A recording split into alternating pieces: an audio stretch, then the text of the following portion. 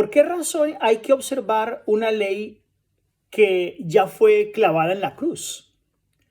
Dice en Colosenses el capítulo 2, los versículos del 14 al 16, anulando el acta de los decretos que había contra nosotros, que nos era contraria, quitándola de en medio y clavándola en la cruz. Y despojando a los principados y a las potestades, los exhibió públicamente, triunfando sobre ellos en la cruz. Por tanto, nadie os engañe en comida o en bebida, o en cuanto a días de fiesta, luna nueva o días de reposo. Sin duda que la obra maestra de Cristo, su gran hazaña ante el universo, no fue el caminar sobre las aguas o resucitar muertos, sino lograr la justificación del hombre ante Dios.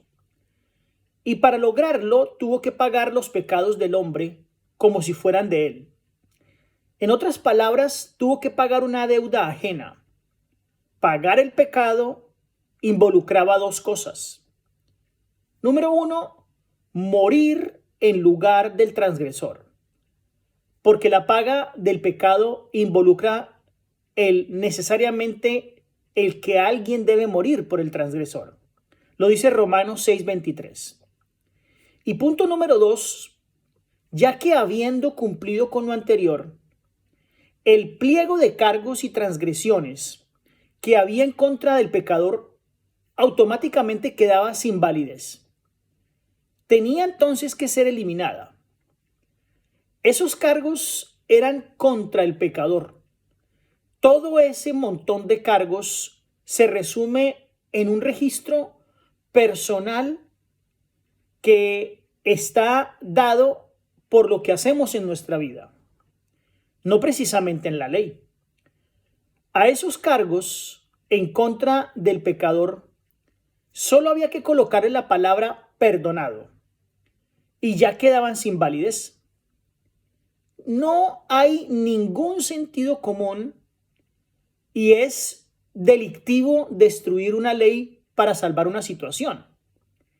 San Pablo no dice que Jesús abolió la ley clavándola en la cruz. Esto es absurdo y hasta peligroso pensar de esta manera.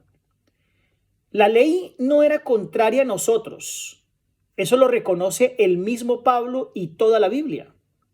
Porque dice Romanos 7:12, de manera que la ley a la verdad es santa y el mandamiento santo, justo y bueno. La ley de Jehová es perfecta, que convierte el alma al testimonio de Jehová, es fiel, que hace sabio al sencillo. Los mandamientos de Jehová son rectos que alegran el corazón. En guardarlos hay grande galardón. Eso está en Salmo 19, los versículos 7 y 9 y el versículo 11, 7, 8 y 11. De esta misma manera, Pablo les advierte a los cristianos de Roma lo siguiente, y lo encontramos en Romanos 3:31. ¿Quiere decir esto que si nos salvamos por la fe ya no tenemos que obedecer la ley de Dios? 1000 veces no.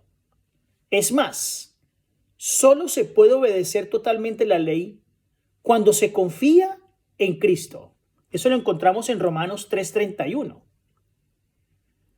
En la versión La Biblia al Día, que es un poco más sencilla y más explicativa, lo que se clavó en la cruz fueron nuestros pecados.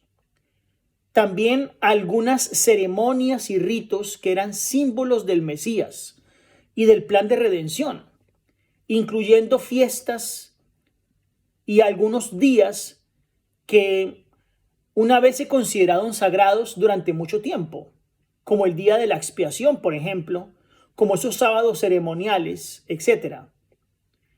Pero ningún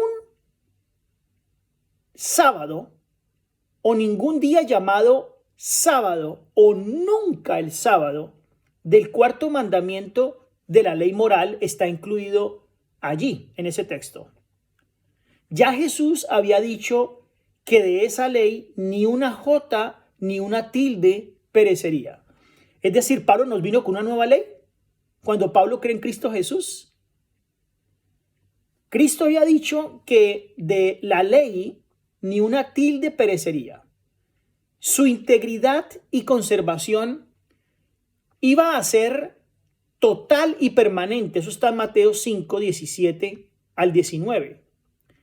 Por lo tanto, las comidas a las que se hace referencia son aquellas en donde se asociaban algunas ceremonias.